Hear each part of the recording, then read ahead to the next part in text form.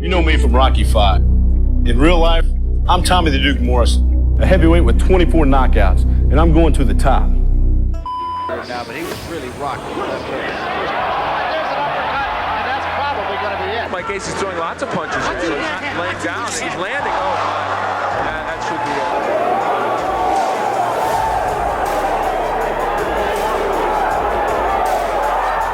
it. Memorable looks, innate talent, charisma. Tommy Morrison had each of these qualities, and at one point, it seemed that this guy was destined to become the leader of a new wave of boxers.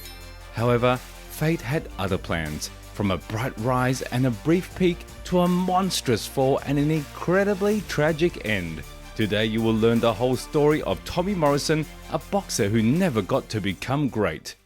The future threat of the heavyweight division and movie star was born in 1969 to a Native American mother and a Scottish father. Tommy's father, as well as his grandfather and other ancestors, were known as natural-born fighters, but Morrison didn't immediately take an interest in combat sports. However, various brawls were always a part of his life. For example, at the age of 5, he agreed to fight an 8-year-old for a can of soda and won. Tommy put on his first gloves only at 10 and for a long time combined boxing with American football, but the hereditary passion for fighting eventually took over. At 13, the future champion already looked like an adult man and could easily beat up guys several years older. His mother didn't think twice before helping her son create fake documents and sending him to fistfights, where the young beast won 20 out of 21 bouts. In addition to underground fights, Tommy had an amateur career where he established himself as one of the most promising heavyweights in America. From 1985 to 1988, he won about 200 fights, including taking first place at the Golden Gloves and nearly making it to the Olympic team. The obstacle for him was Ray Mercer, who will be discussed further today. Interestingly, sport did not interfere with Tommy's studies. He finished school well and even received a football scholarship as he continued to perform on the field. So, in 1988, the young genius faced a choice: to go to university and continue playing football or follow in the footsteps of his ancestors. The choice was made in favor of boxing. Morrison's debut fight took place on November 10, 1988, and didn't even last a round. Tommy knocked out debutant William Muhammad and 20 days later did the same to another novice, Tony DeVore. The new year did not begin with family holidays for Tommy, but with another performance. This time, he faced American Joe Adams, who had won only one of the 12 fights in his career. Tommy moved a lot and menacingly hovered over his opponent, who didn't even understand what awaited him. In the first seconds, there wasn't much action, but gradually Morrison began to use his lead hand more, and suddenly he threw a classic combination: right cross, left hook. After eating the hook, Joe dropped down like he was shot.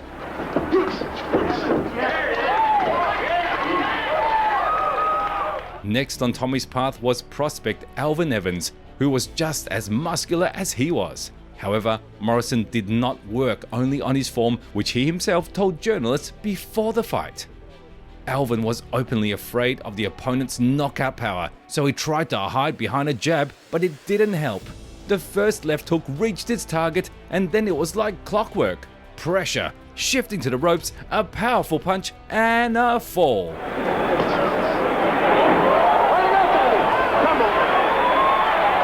One fall wasn't enough for Evans, so Tommy quickly landed another hook and this time finished the fight.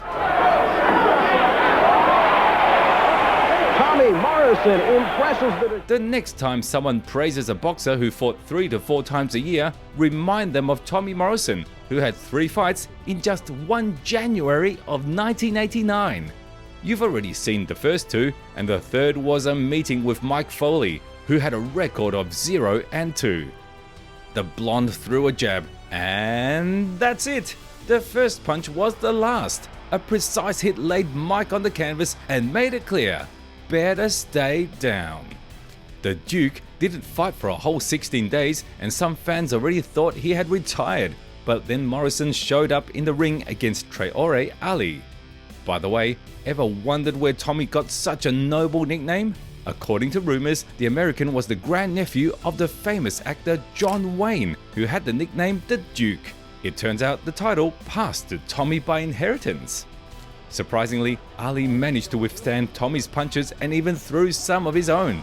His clumsy technique seemed very predictable, but it wasn't easy for Morrison to land a precise blow. Nonetheless, he kept pressing and at some point realized that the best weapon against this guy would be an uppercut. With its help, Tommy secured a hard knockdown, and in the 4th round, he sent Ali to sleep. Good right uppercut. Oh, that was up hard. Reaching a 6-0 record, the Duke continued to handle debutants, but he did it frequently and incredibly spectacularly.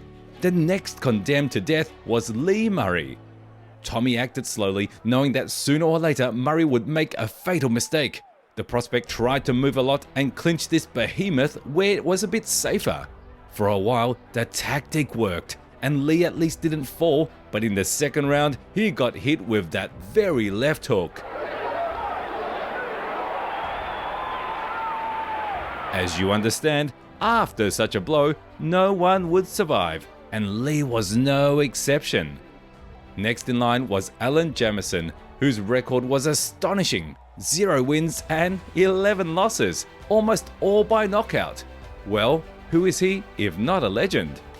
Tommy tried to repeat his performance in the fight with Mike Foley and chop Alan down with a jab, but the lad turned out to be a bit tougher and even clinched a couple of times.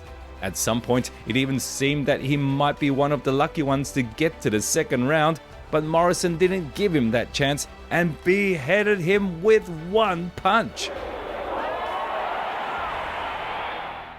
In April 1989, it was time for a real test of Morrison's skills. Well, almost real. The thing is, Tommy was put against Lorenzo Boyd, who had fought young Mike Tyson 3 years earlier. At that time, Lorenzo was doing well, but after a knockout by Prime Tyson, he went on a wild losing streak. Lorenzo actively fought to protect his jaw, moved a lot, dodged, and didn't mind close-range fighting. Thanks to this, the battered veteran made it to the 2nd round, but this only infuriated Morrison. He viciously attacked Boyd from all sides and soon delivered a crushing right that sent his opponent to the canvas.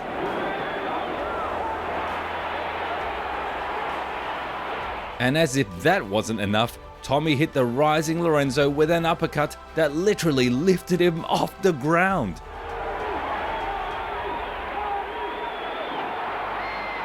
Despite consistently destroying everyone in his path, Tommy still easily found new opponents.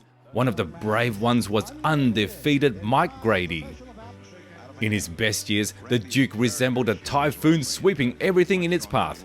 McGrady, however, looked more like a thin tree that had no chance against the hellish wind. And that indeed was the case. The first serious right sent the lad to the canvas, and a hook-uppercut combination added another knockdown. After that, Morrison, true to his style, should have taken McGrady's head off with a left hook, but he decided to be creative and threw a left uppercut. Any combination thereof, and he's gone. There he is, gone. That's the 1st round. The year approached its midpoint, and the blonde titan had already fought 8 times and wasn't planning to stop. It was Ricky Nelson's turn to get destroyed. Ricky tried to retaliate in clinches and generally caused his powerful opponent as much inconvenience as possible, though it didn't work well.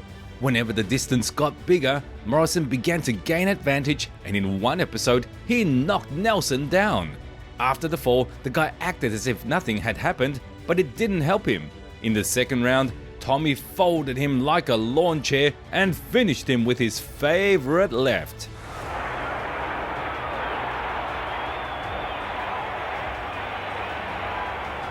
At the end of June, the Duke's manager matched him against Steve Zalski, who had once fought Tyson. Such matchups allowed a clear comparison of the two talented knockout artists. Of course, at that time, there was no talk of their clash, but Morrison's team was acting wisely with their plans. Tommy chopped his opponent at mid-range and bombarded his body well, but Steve didn't give up. He kept responding and consistently tried to impose his game, although Morrison was objectively much stronger and more technical. In the 4th round, the knockout artist landed a solid punch and secured a knockdown, Separation by Morrison, and that's a knockdown. but couldn't finish the tough guy. The first victory by decision. An incredible 8-day break and Tommy was back in action. This time he faced Aaron Brown with a record of 12-21. Either the high frequency of fights took its toll or Aaron turned out to be much tougher than everyone thought, but Tommy couldn't finish him.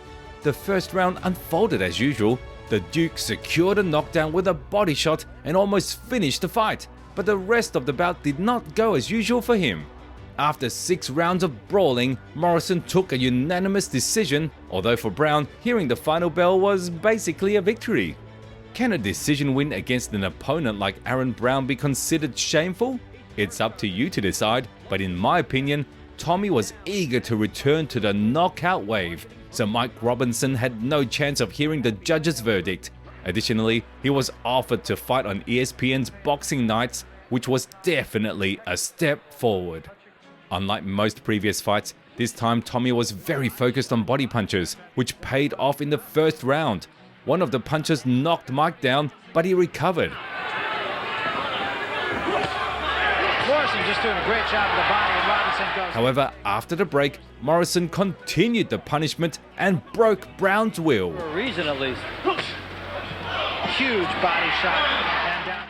By the end of the year, Tommy managed to fight 7 more times, 5 of which ended in knockouts, but that wasn't the main thing. His explosive style, attractive looks, and natural charm drew a crowd of fans eager to see their hero against the top fighters, but they got something else. Morrison's popularity helped him meet Frank Stallone, the brother of the world-famous Sylvester, who was actively casting for the new part of Rocky at that time. One of the candidates had to be a tall, muscular athlete, and the Duke fit the description better than anyone. He himself was eager to become part of this amazing franchise. Soon, Morrison's persona was officially approved, and for the sake of filming, he paused his professional career. The film Rocky V was released in 1990 and objectively turned out much worse than any of the previous movies, but it didn't matter anymore. Tommy Morrison's star shone brighter than ever, and the number of fans increased several times over. Riding the wave of such crazy success, the guy needed to be prepped for a title fight, and the promoters understood this. Soon, the Duke faced 2 solid journeymen of that era, James Tillis and Pinklon Thomas. 1 round was enough for each. After returning from filming, Tommy didn't appear in the ring as often. Yes, he continued to win and build his streak, but his weaknesses began to surface. Previously, Morrison came into the fights weighing about 210 pounds and didn't have an off-season to gain weight, but from 1990 on, his average weight became 220 pounds, and it wasn't muscle mass at all. The Duke was never particularly disciplined, being one of those people for whom everything came easily, so at the first opportunity to lay back, he consistently added extra pounds. Undoubtedly, the increase in mass made him more dangerous as a knockout artist, but it also affected his cardio and speed. Fortunately, in 1991, when the Duke was on the verge of his first career title fight, there was a person who took Tommy seriously. It was his new trainer, Tommy Vergetz.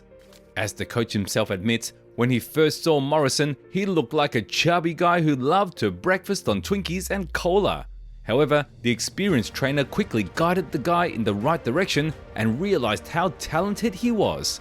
Despite his not so small weight, Tommy easily ran 3 miles in 18 minutes and did 6 800-meter sprints with minute breaks. Not every middleweight could handle such a pace, and here was a guy weighing almost 230 pounds. Besides running, the Duke loved working with weights to strengthen his wrists and didn't forget about his neck, which eventually became as huge as young Tyson's. During training with Vergetz, Tommy even abandoned meetings with his numerous fans and club visits, fully focusing on progress. All for one goal: to take the championship belt from his hated rival, Ray Mercer. Several years earlier, Tommy and Ray had fought in the finals of the Olympic trials, where the more experienced Mercer outclassed the young opponent. As a result, Merciless went to the 1988 Seoul Olympics and won. A few months later, Ray started his professional career and, like Tommy, delivered one knockout after another. At the beginning of 1991, he became the WBO champion. Despite his Olympic past, serious skills and clean record, Ray never gained fans, so meeting with an old acquaintance was a good chance to fix that. Bringing these two together was not easy. The first attempt to organize the fight failed when Tommy got a cut during training, and then Mercer injured his leg and also pulled out of the fight. Finally, by autumn, all issues were resolved, and the guy got to the ring without incidents. The build-up to the confrontation was hype and managed to draw the attention of the entire boxing world. Fans, promoters, everyone wanted to see Tommy with the belt, and for the last few months he had only been heading for this goal. It seemed that this evening simply couldn't help but be the beginning of the Duke's championship era. But Ray Mercer had his own plans. KO. The first defeat of his career was extremely painful for Tommy in every sense. Dreams of a super fight against Mike Tyson immediately collapsed, and soon the champion ended up in jail and the guys permanently went in different directions. Some fans turned their backs on Tommy, calling him a flop, and critics wrote articles with big headlines like, "Another overrated kid." It all seemed to be leading to Morrison being written off as another failed project, but he pulled himself out of the abyss. His first fight after the brutal knockout took place in the winter of 1992, and Tommy, following old tradition, won it with a brutal TKO. Despite the setback with Mercer, Morrison continued to train under Vergert's guidance, and together they achieved significant progress. The Duke became more cautious, smarter, and more efficient, soon starting to get good opponents again. That same year, he had a gladiatorial showdown with Joe Hip, fighting with a broken hand and jaw, and later finished Carl Williams, a former undisputed title challenger. By mid-1993, Tommy extended his winning streak to 8, each won by knockout. Then, for the second time, he was lined up for a title fight. Up for grabs was the vacant WBO title, the same one Morrison had fought for several years ago. The holder of the title was none other than George Foreman. At that time, the boxing legend was well into his 40s, but still posed a significant threat to any top heavyweight in recent years. He became a champion for the first time in his career in one of the major organizations. It took him 5 years and a whole bunch of tough fights to reach this title, but the result was worth it.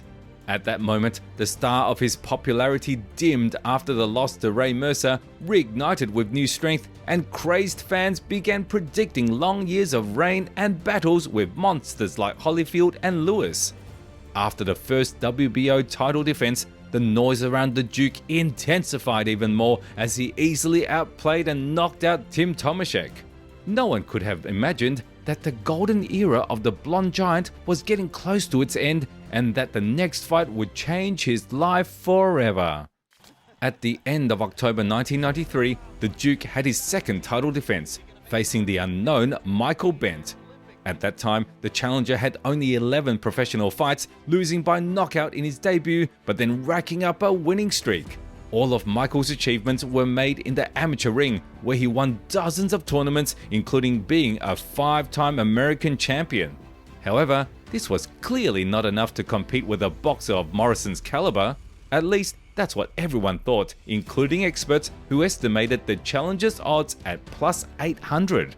Tommy went at his opponent, pinning him to the ropes, but Bentt threw a precise counter and stunned the champion. The thing is, if Morrison can control his burst.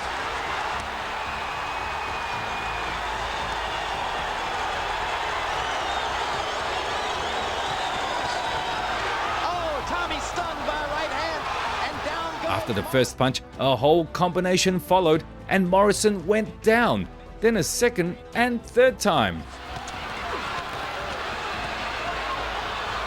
Michael Bentt on the verge of a big moment, and he's got it. That's it. Michael Bentt knocks out the fan favorite in the first round, becoming the new heavyweight champion. Hopes for a super fight with Lennox Lewis were immediately shattered, and Morrison, as a few years earlier, found himself starting from scratch. As he said after the fight, he was still a young boxer who had time, but in reality, it wasn't the case. The prime version of the Duke remained in 1993, replaced by a fading veteran. Tommy again added a few extra pounds, lost confidence, and most unpleasantly, his chin began deteriorating. In 1994, Morrison fought Ross Purity with a record of 8-8. This guy sent the former WBO champion to the canvas twice, leading to a draw by split decision. In terms of looks, Tommy also changed significantly, from a handsome strongman with long hair to a life-beaten biker with a scruffy beard. Somehow, Morrison managed to have 7 fights without a loss, after which he was paired with Donovan Ruddock in a contenders fight. This Ruddock barely resembled the brute who fought 18 rounds with Mike Tyson, and his rare appearances in the ring raised doubts, but to analysts, he still seemed stronger than Tommy. The first round proved the experts right. Razor caught his opponent with a right uppercut, scoring a knockdown. Jab is going to remind people of the nice uppercut by Ruddock. Oh, there goes Morrison! It seemed like the Canadian could step on the gas and finish the stunned Tommy, but he survived the round and unexpectedly for everyone returned the favor after the break. The same right uppercut stunned Donovan. Morrison rushed at him and delivered a series of punches that left his opponent in a standing knockdown. From then on, both boxers acted cautiously, fearing each other's powerful shots, but Ruddock looked a bit more confident. Until the 6th round, everything was calm, but then the show began. Tommy made the overconfident bruiser miss and knocked him down with his famous left hook. There's a hook by Ruddock, and he may have hurt Morrison. Big left hook! Down goes Razor Ruddock! The guy fell as if he wouldn't get up ever again, but the fight continued and Morrison managed to finish the job. The magnificent victory over Ruddock indeed brought Morrison back into the game and gave him a chance for the fight that everyone dreamed of 2 years ago. We're talking about a fight with Lennox Lewis, who had recently held the WBC title but unexpectedly lost to Oliver McCall. And though in career terms they were in the same situation, it was clear their meeting would likely not be close, although hope, as they say, dies last. The miracle didn't happen, and the much more technical, faster and stronger boxer Lewis demolished Tommy. The cutmen were busy patching up Tommy's face, which was covered with new cuts every round, and when the knockdown started, it became clear that the fight would not go to a decision. It all ended halfway through the fight when what remained of the Duke was barely standing on his feet. At that moment, it was unclear where the career of the once most promising heavyweight boxer was heading. But then Don King stepped on the scene. The great promoter and schemer always knew what people wanted, so he offered Tommy a 3-fight contract, with the last being a clash against Tyson, who returned from prison. This contract could have been a lifeline for the seriously declining Duke, so he agreed immediately. The first opponent on the list was Arthur Weathers, a journeyman even a one-handed Tommy could beat, but the world never saw their match. During preparation, the former champion, under the pretext of needle phobia, refused to give blood but eventually relented to the Athletic Commission. A few days later, Morrison's fight with Weathers was cancelled for an undisclosed reason, and soon the Duke appeared at the press conference to announce that he had been diagnosed with HIV. At that point, Tommy Morrison's professional career was officially over because high-level fights were no longer possible. Is it worth saying that only the boxer himself was to blame for this? Throughout his life, he was surrounded by crowds of female fans or those he met himself, which was easy for him due to his model looks. Tommy could easily date 10 girls simultaneously and have 5 dates a day while being in a camp for a new fight. Preparing for that infamous defense against Michael Bentt, Morrison divided the map of Tulsa into 4 parts and found a girlfriend in each, visiting them after training. No wonder he contracted HIV with such a lifestyle, but the question remains, when exactly did this happen? Many sources, including Tommy's former wife Dawn Freeman, whom he married in 1996, claimed that Morrison had been sick since 1989 and successfully hid his illness for years. Now we will never know if this is true, and it doesn't matter much given what eventually happened to the Duke. Initially, after announcing the diagnosis, Tommy actively treated himself and got into decent shape. Leading a healthy lifestyle and guiding the youth on the right path, he was helped by former NBA player Magic Johnson, who faced the HIV problem several years earlier. However, this cooperation didn't last long, and Morrison's demons took over. Since 1993, he periodically had legal troubles, mostly related to assaults and causing severe bodily harm. Initially, he got away with probation, but in 1999, he violated parole conditions and ended up in prison. After his release, he divorced his wife, remarried, but that union soon fell apart too. In the mid-2000s, Tommy met Trisha Harding, who in 2011 became his third wife.